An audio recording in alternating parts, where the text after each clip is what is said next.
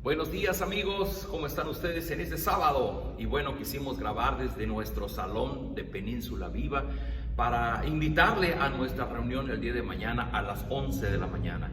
Nuestras puertas están abiertas para recibirle presencialmente con todos los elementos de seguridad que usted pueda aportar, o si usted se siente más seguro puede conectarse con nosotros a través del Facebook, de YouTube y participar de esta reunión de adoración y de aprendizaje.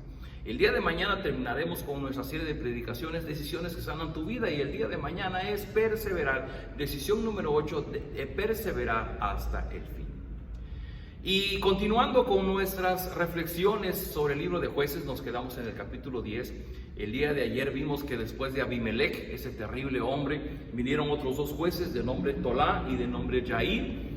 Y el pasaje ayer se quedó precisamente en el punto donde mencionaba que los israelitas, por sexta vez en este libro, se habían vuelto hacia los dioses paganos.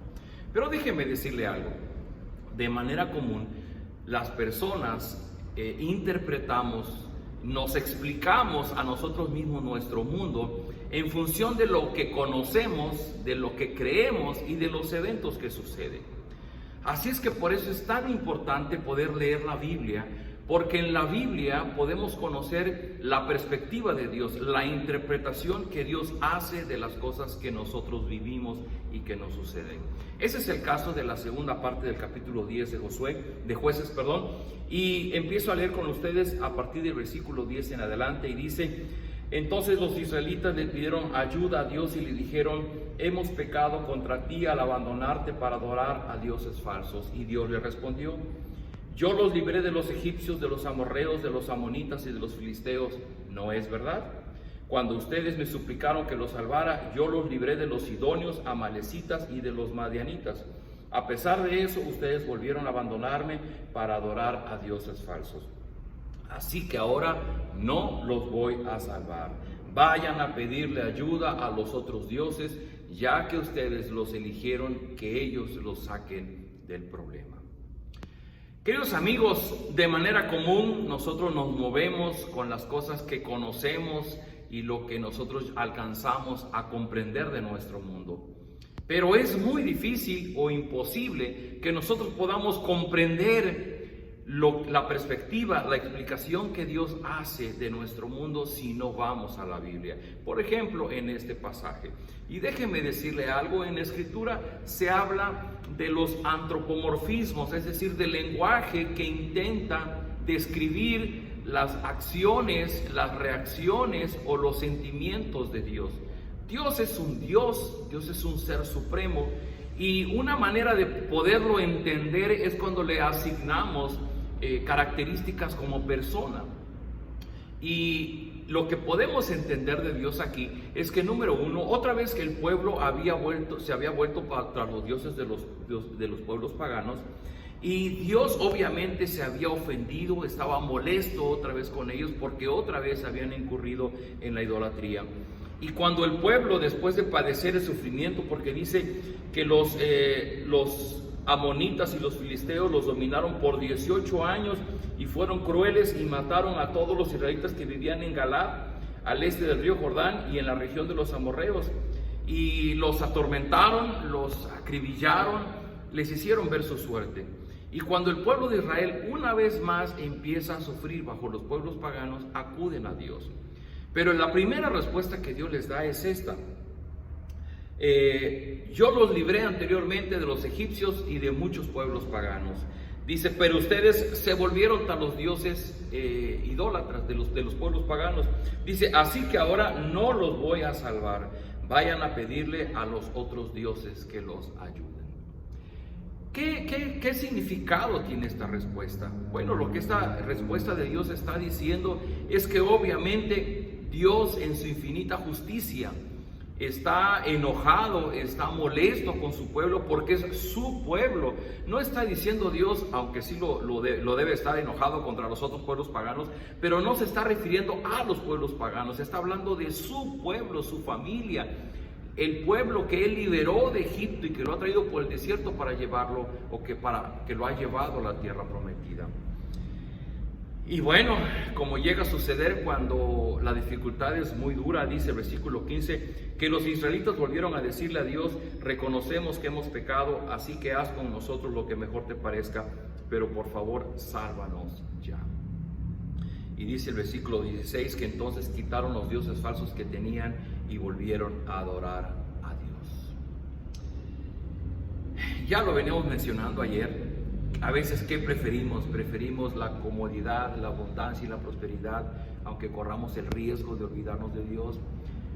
O preferimos pasar por situaciones dolorosas y difíciles, pero que nos van a ayudar a reconocer nuestra necesidad de Dios.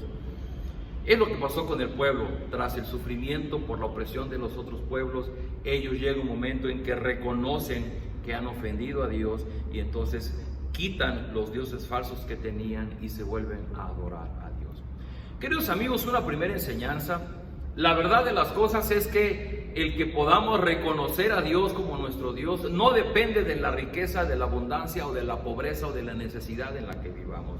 Es una cuestión de nuestro corazón, porque hoy día pueden haber personas que en medio de la abundancia adoren a Dios y sean agradecidos con Dios y reconozcan el lugar tan importante que Dios tiene en su vida. Y pudiera haber personas de una necesidad, que están en medio de una situación muy difícil, pero que ni aún así reconocen la existencia ni el señorío de Dios sobre sus vidas. Así es que lo que es la llave mágica para abrir el corazón de Dios es nuestro arrepentimiento. ¿Qué fue el arrepentimiento de ellos? Que dejaron a los dioses paganos y volvieron a adorar a Dios. Y mire usted esta breve frase que dice aquí: y Dios se puso triste a ver cómo sufría su pueblo. Y Dios se puso triste al ver cómo sufría su pueblo.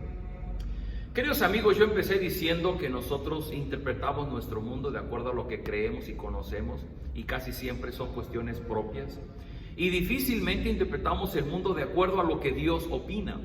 Esta frase que dice que Dios se puso triste al ver cómo sufría su pueblo, nos da a entender que a Dios no le da igual que nosotros, sus hijos, pasemos por dolor, por aflicción, por sufrimiento.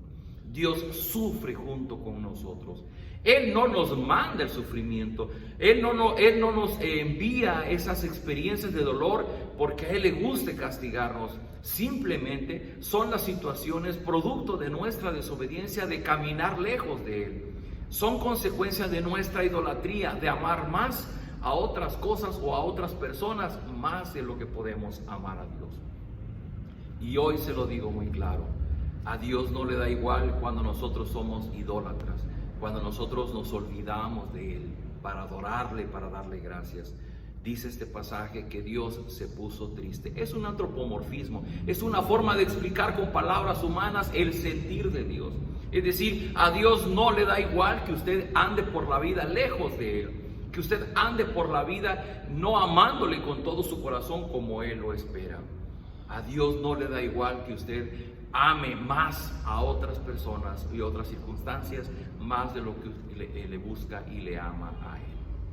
Así es que el gran mensaje de esta mañana es: querido amigo, querida amiga, por un momento detente y piensa, ¿qué opina Dios de la situación que tú estás viviendo? ¿Cuál es el sentir de Dios? El sentir de Dios es que Él te creó, y Él te creó con un propósito.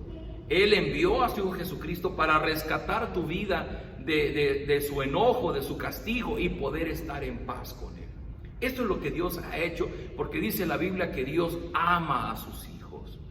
Sin embargo, cuando somos necios, rebeldes, y cuando olvidamos esto y solamente vivimos para nuestros propósitos, entonces Dios se enoja y Dios se pone triste por todo aquello que nosotros llegamos a sufrir.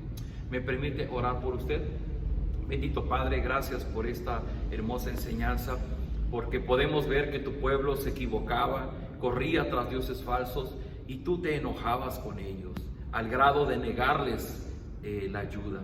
Pero cuando tu pueblo se arrepentía, dejaba a sus dioses y te buscaba a ti, tú eras misericordioso, eras clemente.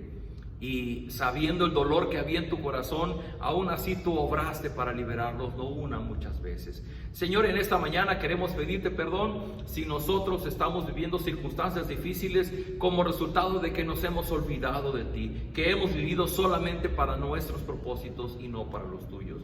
Queremos pedirte que nos perdones, ayúdanos a dejar nuestros ídolos, ayúdanos a olvidar, a amar menos aquellas cosas que hoy día estamos amando más de lo que te amamos a ti. Que podamos amarte a ti por encima de todo lo que hay en nuestra vida, que seas tú nuestra prioridad, que podamos vivir para reconocerte como nuestro Creador, como nuestro Señor y darte toda la gloria y la honra que solo tú mereces. Señor, rogamos de tu presencia en nuestra vida, ayúdanos a entender tu palabra, te lo rogamos en el nombre de Jesús. Amén. Pues queridos amigos, esta es palabra de Dios. Nos vemos el día de mañana a las 11 en nuestra transmisión o de manera presencial. Mándenos un mensajito para saber que usted vendrá a acompañarnos. Nos vemos el día de mañana.